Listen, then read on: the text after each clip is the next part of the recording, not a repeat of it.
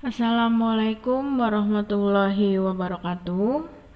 Selamat pagi anak-anak semuanya. Bagaimana kabarnya hari ini?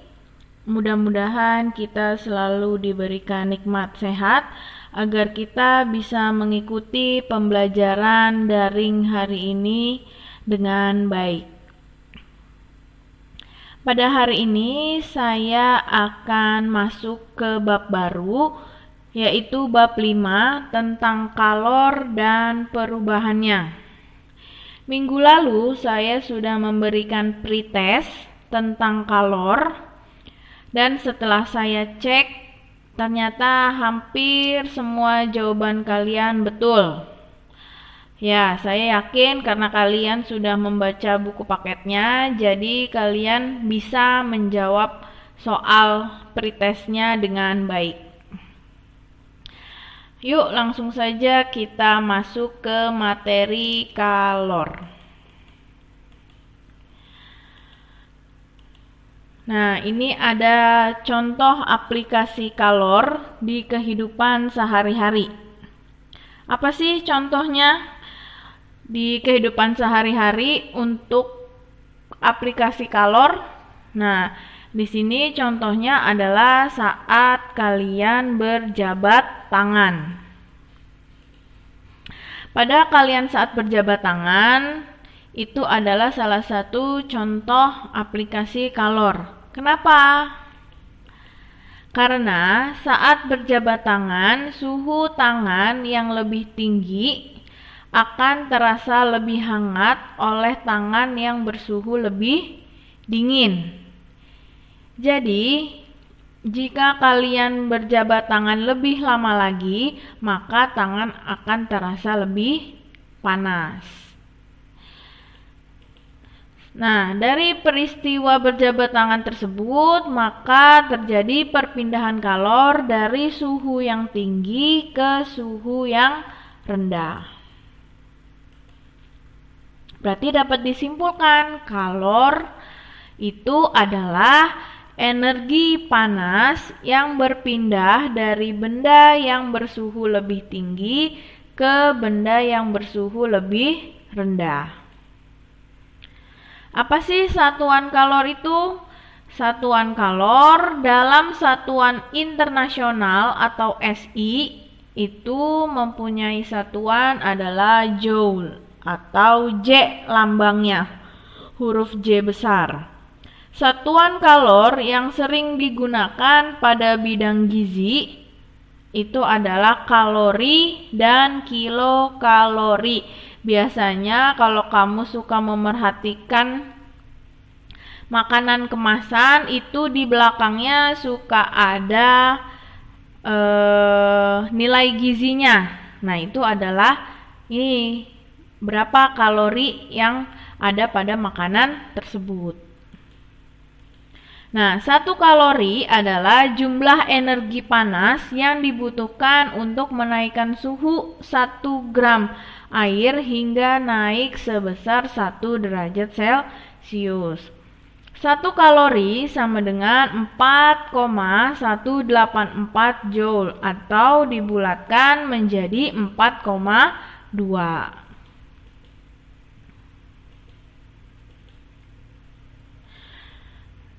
Selanjutnya ada kalor dan perubahan suhu benda. Secara umum, suhu benda akan naik jika benda itu mendapatkan kalor atau panas. Sebaliknya, jika suhu benda akan turun jika kalor dilepaskan dari benda itu. Contohnya adalah saat air panas yang dibiarkan lama-kelamaan akan mendingin mendekati suhu ruang. Hal ini menunjukkan bahwa sebagian kalor dilepaskan pada benda tersebut ke lingkungan. Jadi ketika ada air panas yang didiamkan, nanti dia lama-lama pasti akan menjadi dingin airnya.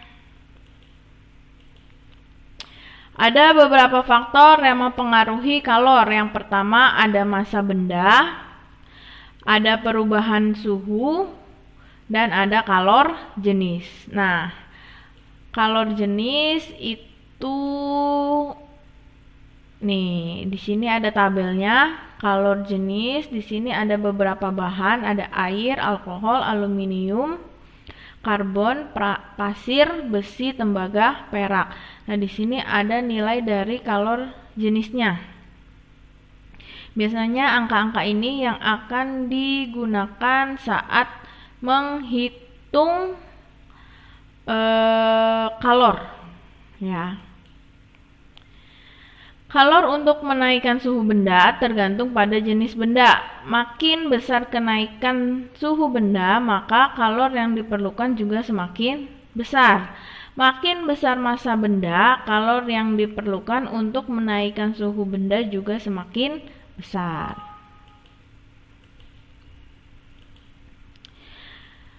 Selanjutnya ada perubahan wujud yang disebabkan oleh kalor. Jadi ini perubahan wujudnya, perubahan bentuk. Nah, ini sama kayak sudah saya singgung di materi sebelumnya, ada perubahan wujud. Nah, di sini ada gas, padat, cair. Nah, ini ada tanda panah, berarti kalau dari padat ke gas dia menyublim, kalau dari gas ke padat dia mengkristal. Terus dari padat ke cair dia melebur atau mencair. Kalau dari cair ke padat dia membeku. Dari gas ke cair mengembun, cair ke gas menguap. Nah, ini silakan dilihat sendiri dan dipelajari sendiri gambar perubahan wujudnya. Nah, sekarang kita masuk ke rumus kalor. Bagaimana kita untuk menghitung kalor? Ini dia rumusnya. Rumusnya adalah Q sama dengan M, titik ini artinya dikali. Berarti M dikali C besar dikali delta T. Nah, apa sih keterangan dari simbol-simbol ini?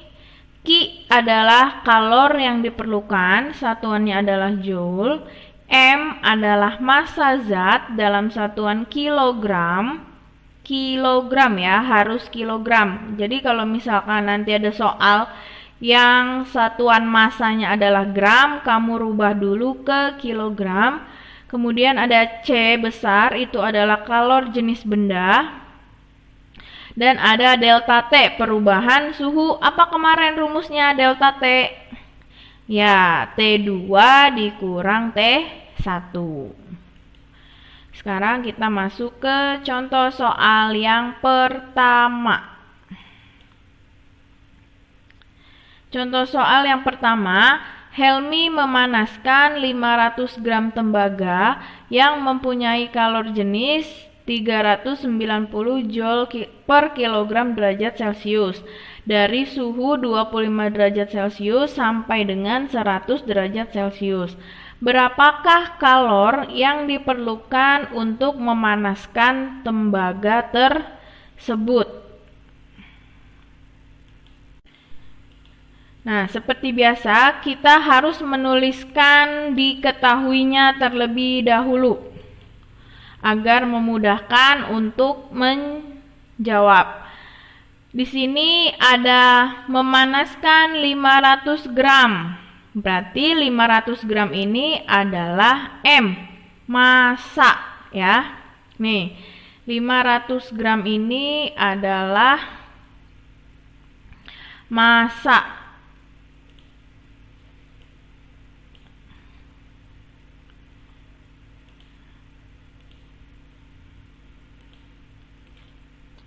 Saya ganti ini dulu biar kelihatan. Nah, 500 gram ini adalah massa. Nih, M sama dengan 500 gram. Karena ini satuannya gram, berarti kita harus rubah ke kilogram. Nah, dari gram ke kilogram naik atau turun? Ayo, naik atau turun? Ya, naik ya. Naik 3 kali. Berarti dibagi 1000. Makanya di sini udah ada 0,5 itu dari 500. Ibu tulisin lagi deh, 500 dibagi 1000. Nih coret 2 nolnya tinggal 5 dibagi 10 yaitu 0,5. Nah, kemudian mempunyai kalor jenis. Nih, kalor jenis 390, berarti kalor jenis adalah C besar. Nih, C besar sama dengan 390. Dari suhu 25 derajat sampai dengan 100. Berarti perubahan suhunya adalah 100 dikurang 25. Karena T2-nya itu adalah 100, T1-nya adalah 25. Berarti 100 dikurang 25 sama dengan 75 derajat Celcius.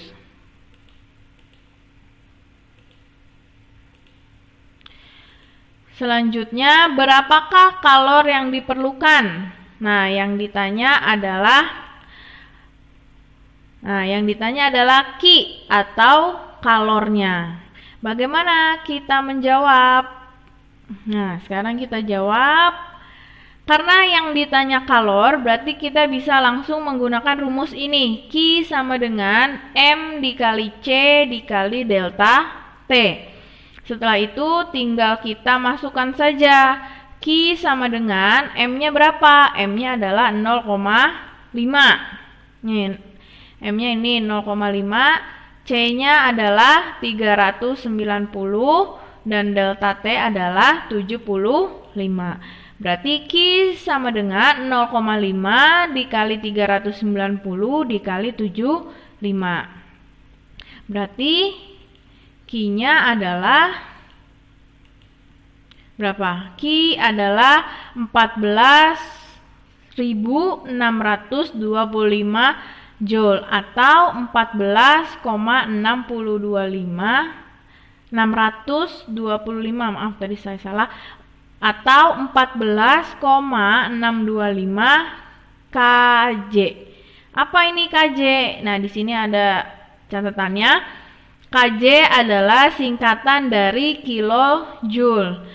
Jadi, saat kalian mengganti dari joule nih, dari joule ini ke kilojoule, maka dibagi 1000 gitu ya. Sekarang kita masuk ke contoh soal yang kedua. Contoh soal yang kedua adalah air dipanaskan pada suhu 20 derajat Celcius hingga 100 derajat Celcius jika kalor jenis air adalah 4200 Joule per kilogram derajat Celcius, dan jika jumlah kalor yang diperlukan adalah 33.600 Joule, berapakah massa air tersebut? Jadi di sini yang ditanyakan adalah massa air. Nah, kalau yang nomor 1 itu adalah kalor yang ditanya, yang contoh kedua ini adalah massa. Selanjutnya kita tulis seperti biasa yang diketahuinya apa. Nah, yang diketahui ini adalah pertama, air dipanaskan pada suhu 20 derajat Celcius hingga 100 derajat Celcius. Berarti ini adalah delta T-nya nih. Delta T-nya bisa langsung kita hitung. Berarti ini 100 derajat dikurang 20. Ya, berarti 100 dikurang 20 sama dengan 80 untuk delta T. Terus jika kalor jenis air adalah 4200, kalor jenis berarti ini adalah C. C-nya 4200. Nah, jika jumlah kalor, nah berarti ini ada kalor nih yang udah diketahui. Kalornya berarti nih, kalornya adalah 33.600. Berarti Q-nya adalah 33.600. Yang ditanya adalah yang ditanyakan adalah M, massa. Bagaimana pengerjaannya? Dari rumus Q sama dengan MC delta T, kita buat segitiga seperti ini. Nih, Ibu sudah Gambarkan Q sama dengan M dikali C dikali delta T. Q-nya tuh ada di atas. Ini kan rumus awalnya kan Q ya. Terus M, ini ada garis ini artinya tuh dikali M dikali C dikali delta T. Karena yang ditanya M, massa, berarti kita tutup ini M-nya atau kita beri tanda silang deh. Kita beri tanda silang. Nah, seperti ini. M, kita kasih tanda silang. Berarti artinya ini M-nya ini yang kita cari. Ya. Nah, setelah kita beri tanda silang, sisa ini Q, C sama delta T. Berarti ketika kita mencari M, maka rumusnya menjadi Q dibagi, ini kan ada tanda garis ini ya, ini artinya per, berarti Q per C dikali delta T. Nah, jadinya seperti ini. Nah, M sama dengan Q, nih Q yang di atas, per atau dibagi, ya kan, dibagi C dikali delta T. Nah, setelah tahu rumusnya, tinggal kita masukkan. M sama dengan Q-nya adalah 33.600, C-nya adalah 4.200, delta T-nya adalah 80. Jadi M sama dengan 33.600 dibagi 4.200 dikali 80.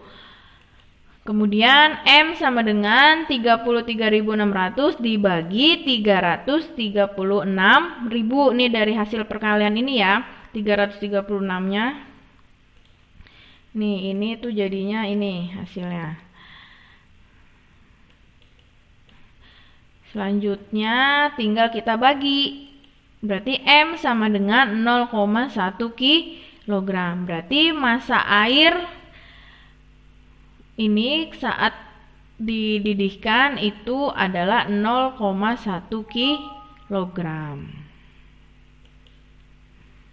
Nah, terus dari segitiga ini, misalkan yang mau ditanya adalah nilai C.